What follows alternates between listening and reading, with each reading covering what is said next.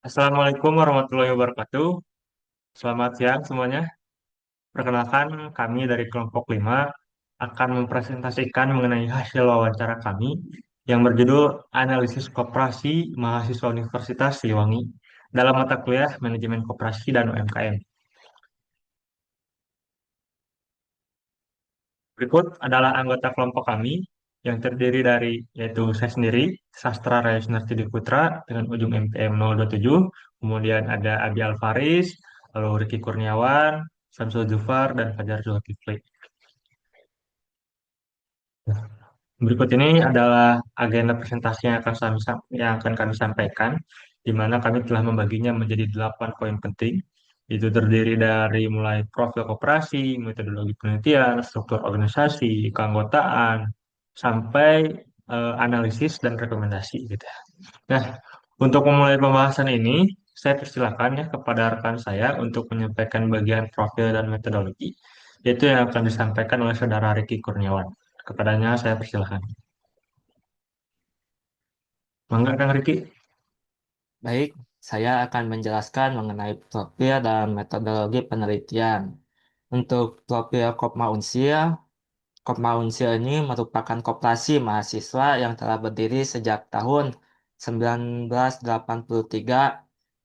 sehingga dapat dikatakan memiliki pengalaman lebih dari 4 dekade dalam pengelolaan koperasi.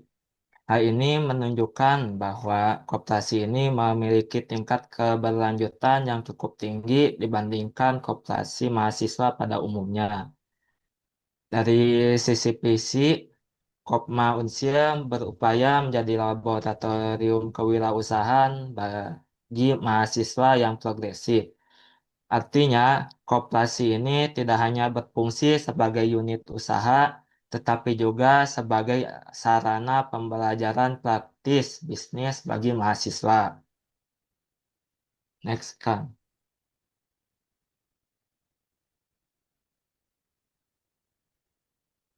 Selanjutnya, dari sisi metodologi, penelitian kami menggunakan pendekatan deskriptif analitis.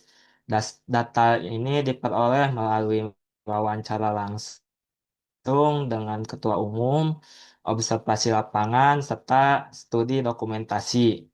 Pendekatan ini memungkinkan kami tidak hanya mendeskripsikan kondisi koperasi, tetapi juga menganalisis pola dan permasalahan yang terjadi secara lebih mendalam. Selanjutnya, saya serahkan kepada rekan saya untuk menjelaskan struktur organisasi dan keanggotaan yang akan dibawa oleh Saudara Samsul. Untuk waktu dan tempat dipersilahkan. Baik, terima Mangga Kang kasih. Samsul. Baik, terima kasih kepada rekan saya yang telah memberikan kesempatan ini. Izinkan saya menjelaskan struktur tata kelola di UKM kita. Yang pertama, kita punya pembina UKM, yaitu Bapak Aditya Rahmat Taufik, SE, MSI. Beliau yang ngarahin kita dari sisi akademik, sekaligus jadi jembatan kita ke pihak kampus. Jadi, kalau ada kebijakan baru atau program dari universitas, beliaulah yang membantu kita. Lalu ada badan pengawas, dipegang oleh Bapak Denny Hidayat. Tugas beliau memastikan semua kegiatan organisasi dan operasional usahanya tetap on track dan nggak melenceng dari aturannya gitu. Selanjutnya itu ada nahkoda hariannya untuk dipimpin oleh ketua umum atau ketum, yaitu Saudari Selvi Hermawati. Beliaulah yang megang kendali 4 bidang fungsional di bawahnya selama 1 periode ini. Eh, untuk keempat bidangnya itu yang pertama ada administrasi dan umum yang ngurus surat menyurat dan hal-hal operasional. Yang kedua itu ada pengembangan SDM atau PSDA yang fokus ningkatin kualitas anggotanya. Yang ketiga yaitu ada keuangan yang jelas megang urusan kas dan laporan keuangannya. Dan yang keempat itu ada usaha yang mikirin gimana caranya unit bisnis kita bisa terus berkembang. Next. Nah, seperti yang kita lihat datanya, pada tahun 2023, anggota kita ada 308 orang Dan pada tahun 2024 naiknya cukup signifikan atau drastis. Jadi 366 orang atau sekitar 18,8 persenan. Nah, ini capaian yang sangat bagus, tapi sayangnya pada tahun 2025 eh, turun lagi ke 300 orang, sekitar 18% dari tahun sebelumnya. Seperti yang kita lihat, sebenarnya di bagian rapat atau anggota tahunannya pada tahun 2024 dari 366 anggota yang hadir di atau eh, rapat tahunan itu sekitar 300 orang. Tingkat kehadirannya sekitar 81,9%. Ini angka yang cukup bagus ya, yang artinya anggota masih peduli dan mau terlibat dalam koperasi. Tapi pada tahun 2025 anggotanya yaitu turun dari 300 jadi 170 orang yang hadir di RAT atau rapat tahunan. Nah, tingkat kehadirannya cukup turun drastis ke 56,7% dari tahun sebelumnya. Seperti kata Roket pada tahun 2003, turunnya kehadiran di RAT bukan sekedar angka. Ini sinyal kalau partisipasi demokratis anggota kita mulai melemah. Anggota jadi kurang merasa memiliki gitu. Kedepannya bukan cuma nambah jumlah anggota, tapi yang penting bagaimana caranya bikin anggota mau datang, mau bersuara, dan mau terlibat aktif di koperasi. Mungkin sekian dari saya, selanjutnya akan dilanjutkan oleh rekan saya.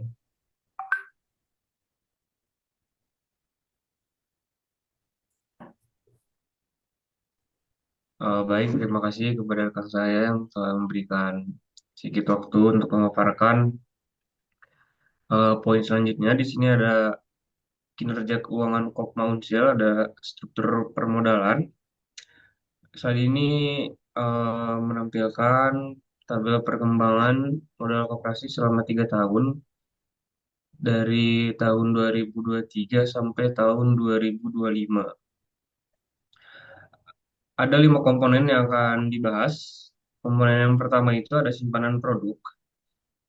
Simpanan produk ini terus naik stabil dari 26 juta di 2023, 27 juta di 2024, dan 27,6 juta di 2025. Ini wajar karena simpanan pokok dibayar sekali saat masuk. Jadi modal ini simpanan produk ini naik seiring bertambahnya anggota baru gitu. Yang selanjutnya ada simpanan wajib. eh di simpanan wajib ini di tahun 2024 itu mengalami penurunan dari 58 juta di tahun 2023 menjadi 56 juta di tahun selanjutnya. Padahal jumlah anggota itu bertambah sebanyak 18%, yang mana ini mungkin disebabkan adanya anggota yang keluar di tengah tahun. Komponen ketiga yaitu ada dana cadangan, yang mana pertumbuhannya ini yang paling konsisten dan paling bagus. Naik dari 17 juta naik dari 17 juta dari 11 juta tahun 2023, lalu 2024 menjadi 16 juta dan tahun selanjutnya menjadi 18 juta. Ini mencerminkan bahwa manajemen Kopmaunsel ini menerapkan keuangan yang disiplin. Komponen yang selanjutnya itu ada hibah. Hibah ini relatif stagnan, naik sedikit di tahun 2024, lalu tidak berubah di tahun 2025, yang mana tidak ada kontribusi signifikan dari hibah ini. Yang terakhir ada SHU atau sisa hasil usaha. Ini nilainya memiliki yang paling besar, tapi paling fluktuatif. Yang dimana tahun 2023 itu sangat tinggi di angka 86 juta, lalu anjlok di tahun 2024 itu menjadi 48 juta, dan pulih kembali itu di tahun 2025 menjadi 65 juta. Perlu diketahui bahwa Kop Maunsil ini tidak memiliki utang atau modal luar sama sekali, yang mana seluruh modalnya itu dari anggota sendiri. Next,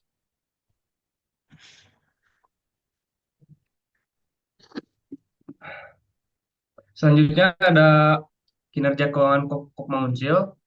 Di sini ada fluktuasi sisa hasil usaha atau SAU dari tahun 2023 sampai 2025. Dari 2023 ke tahun 2024 itu mengalami penurunan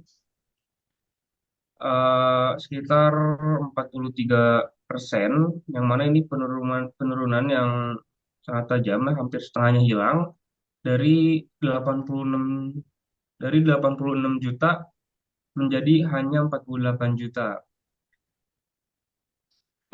Kemungkinan penyebabnya itu ada dua. Yang pertama itu ada offset penjualan menurun atau biaya operasional yang naik. Dan kita perlu melakukan analisis lebih lanjut lagi untuk mengetahui lebih dalam per unit usahanya. Dari tahun 2024 ke 2025 itu naik sekitar 35%. Koperasi ini mengalami pemulihan itu dari 48 juta ke 66 juta. Tapi angka 2025 ini masih belum kembali ke posisi tertingginya di tahun 2023, yaitu 86 juta, yang mana proses pemulihan ini masih sedang berjalan ya, belum selesai gitu. Selanjutnya dilanjutkan oleh rekan saya.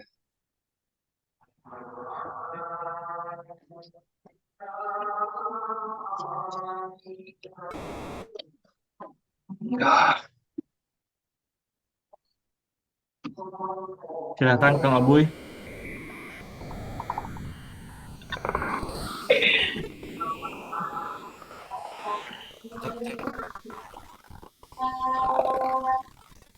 Kang Aboy dipersilahkan.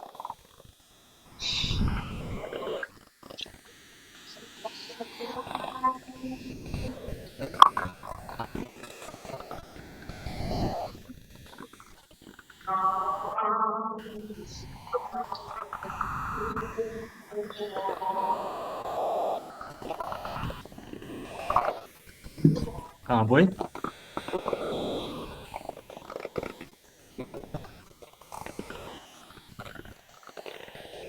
mangga, dipersilahkan.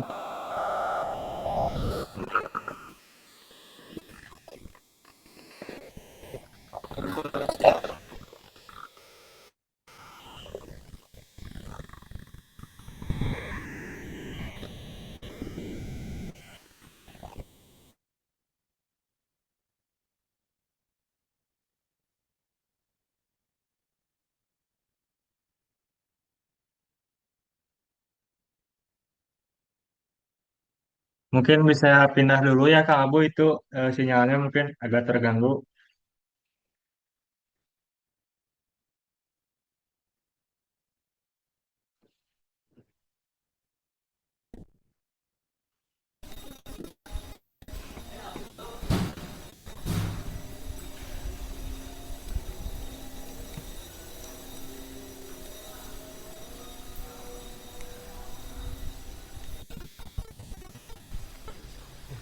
Con xuống đấy á.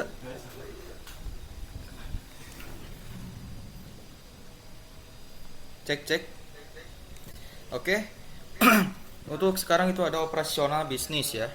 Nah, di mana ini ada gambarannya ya.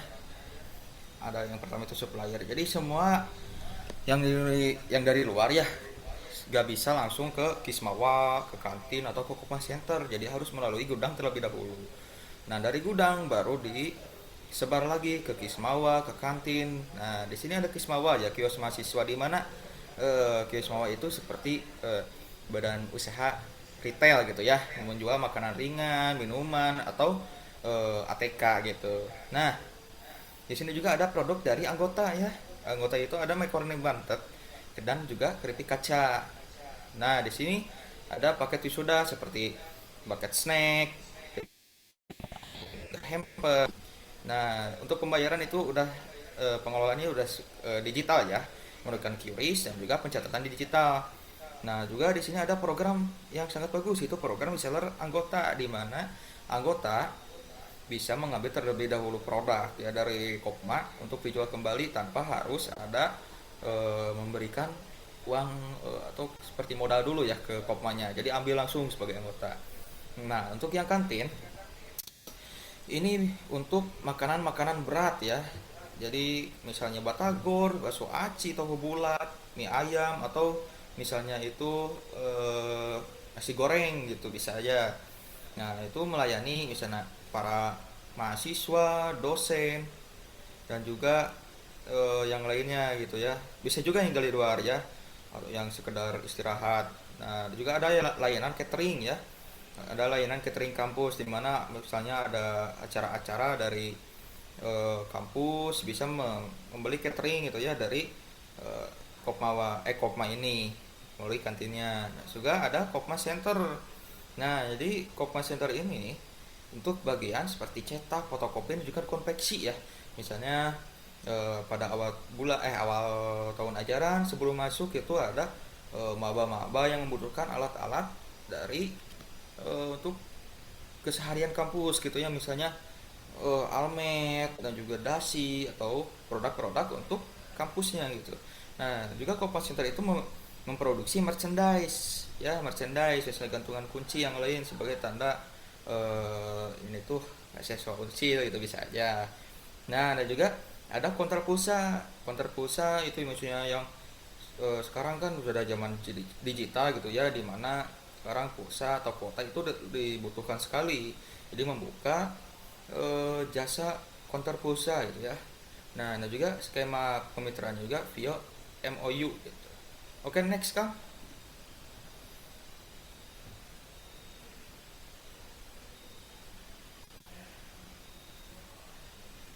Oke, sekarang itu ada kemitraan strategis dan juga strategi pemasaran. Nah, ya kita pertama bahas dulu kemitraan strategis ya. Nah, di sini Kopma itu mempunyai dua kemitraan dengan pihak eksternal, yaitu ada dengan PT Sinar Sosro. Ya pasti sudah tidak asing ya rekan-rekan. Nah, Sinar Sosro ini bermitra dengan Kopma sudah sejak dari 1983. Nah, sebagai distributor produk minuman Sosro. Nah, juga Sosro ini memberi kayak aset gitu ya, meja dan juga kursi untuk Kopma, misalnya untuk para mahasiswa nongkrong atau gimana gitu ya di sana, di depan Kismawa, depan kantin, depan Kopma gitu ya. Nah, untuk selanjutnya ada PT Jarum ya. PT Jarum juga ini sudah tidak asing di telinga rekan-rekan ya. Ini sudah bermitra sejak tahun 1983 juga ya. Dari awal sejak Kopma berdiri gitu. Nah, di sini PT Jarum juga sebagai distributor produk konsumsi jarumnya dan juga memberikan aset seperti kursi dan juga meja ya ke Kopma. Nah, untuk mekanisme kemitraannya yaitu Kopma yaitu sebagai pengecer atau retailer ya, seperti yang tadi saya bilang, untuk produk resmi dari mitra ini. Nah, Kopma Unsil mengambil margin keuntungan sebesar 20% dari omset penjualan produk yang mitranya. Misalnya dapat berapa juta gitu ya, itu dapatnya 20% dari omsetnya. Nah, terus seluruh kerjasama ini sudah dituangkan dalam MOU yang sudah tertulis secara formal gitu ya rekan-rekan. Nah, tentunya meskipun banyak benefit ya, bermitra dengan dua mitra dominan ini mempunyai resiko, yaitu ketergantungan yang berlebih pada dua mitra dominan gitu. Nah, selanjutnya ada strategi pemasaran yang multi channel ya rekan-rekan. Di sini ada channel fisik ya, saluran fisik dan juga saluran digital. Nah, untuk saluran fisik ini ada tiga gitu, ada tiga kalau di kita ya di pertanyaan itu subsektor misalnya ya. Nah, ini ada Kismawa gitu ya, itu kios dalam kampus ya, sudah tadi saya sebutkan ya, tadi ada tiga untuk menjual barang-barang retail, dan juga ini ada kantin ya, kantin ini untuk menjual makanan-makanan berat gitu. Nah, untuk Kompas Center itu melalui Kopmasir ini layanan jasa gitu untuk konveksi, tadi juga ada fotokopi, juga jualan beberapa berjualan seperti merchandise yang lainnya gitu ya. Nah, di sini juga ada saluran pemasaran digital gitu ya, melalui Instagram ya.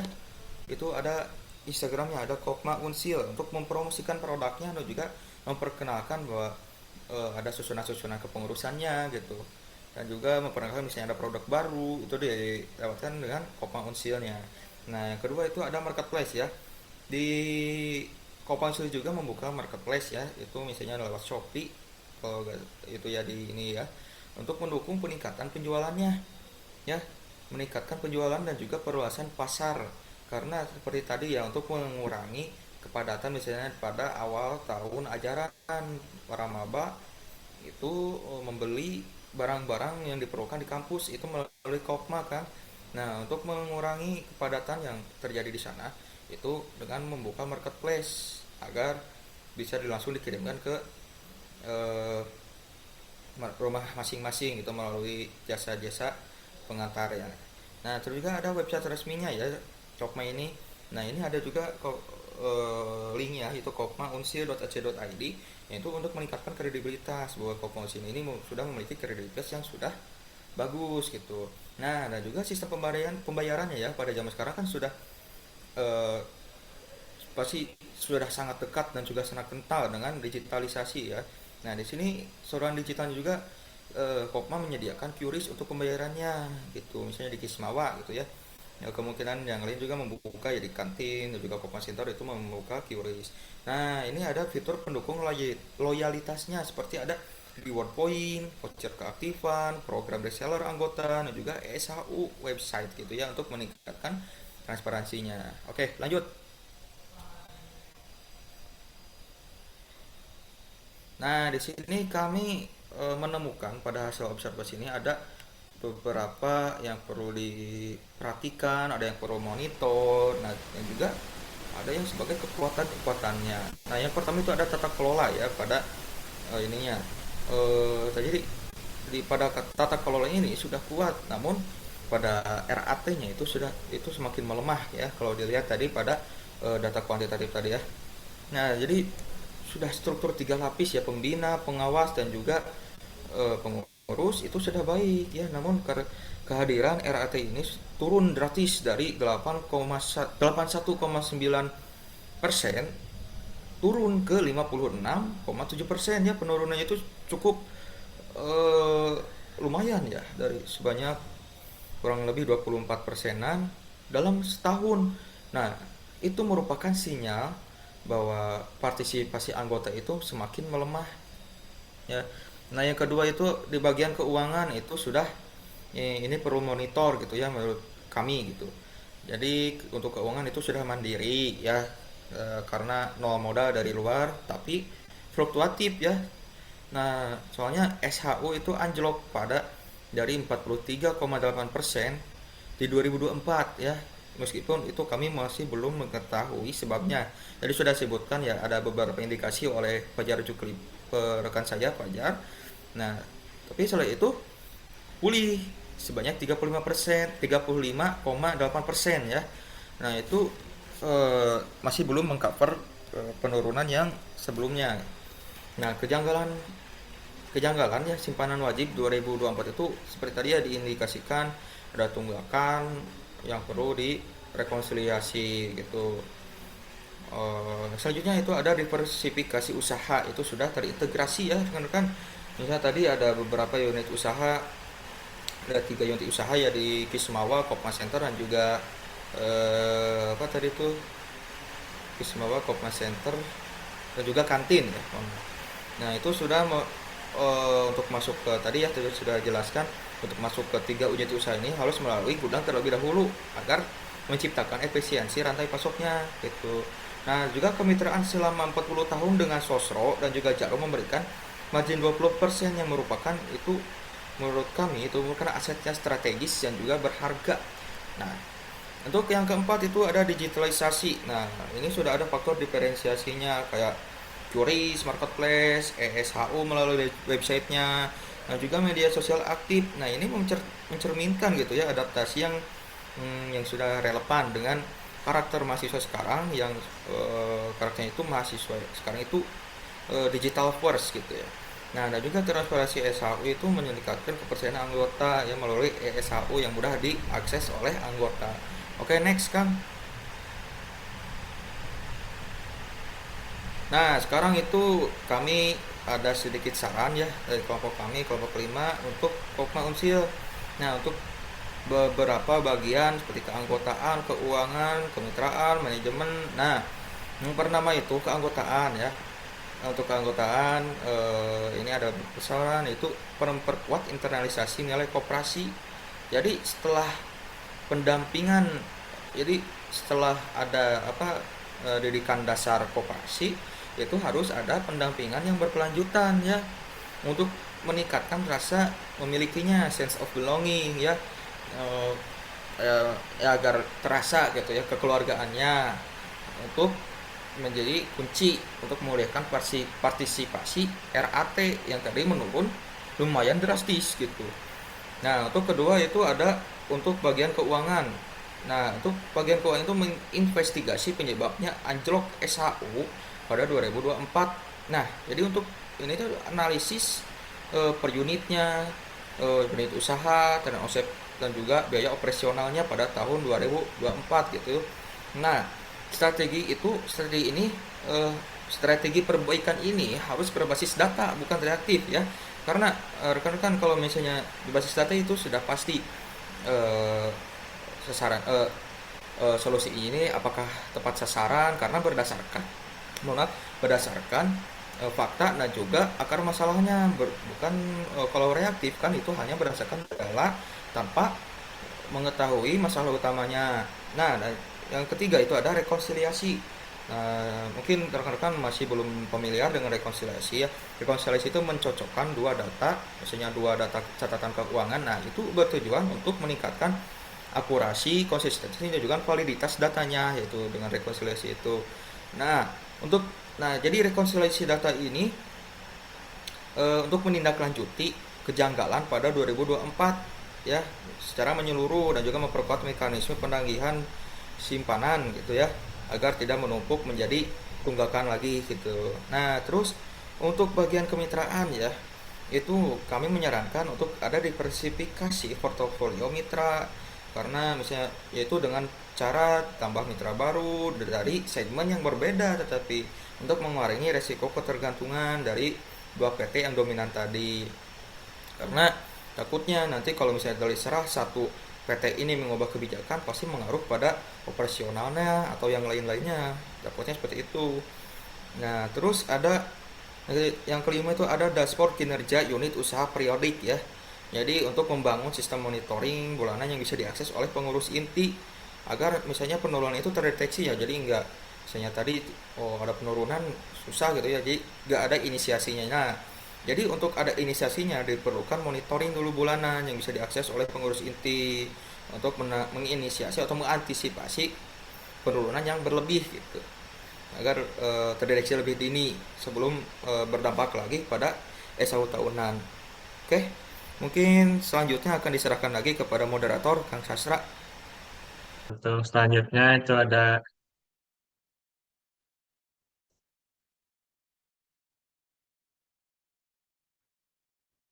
Nah, untuk selanjutnya ini kesimpulan yang kami dapatkan gitu ya, berdasarkan pemaparan dari awal sampai akhir tadi, kami mendapatkan kesimpulan bahwa Kopmaunsil ini merupakan koperasi yang memiliki tata kelola yang cukup baik dan mandiri secara finansial. Namun demikian, masih terdapat beberapa tantangan yang perlu diperhatikan gitu, seperti penurunan partisipasi anggota, fluktuasi kinerja keuangan, serta ketergantungan pada mitra tertentu gitu. Oleh karena itu, diperlukan upaya perbaikan yang berkelanjutan supaya koperasi dapat berkembang secara lebih stabil dan berkelanjutan. Gitu. Nah, demikianlah presentasi dari kelompok kami, yaitu kelompok 4. Kami ucapkan terima kasih atas perhatian eh, Bapak Ibu semua dan rekan-rekan semua. Wabillahi taufiq wal hidayah. Wassalamualaikum warahmatullahi wabarakatuh.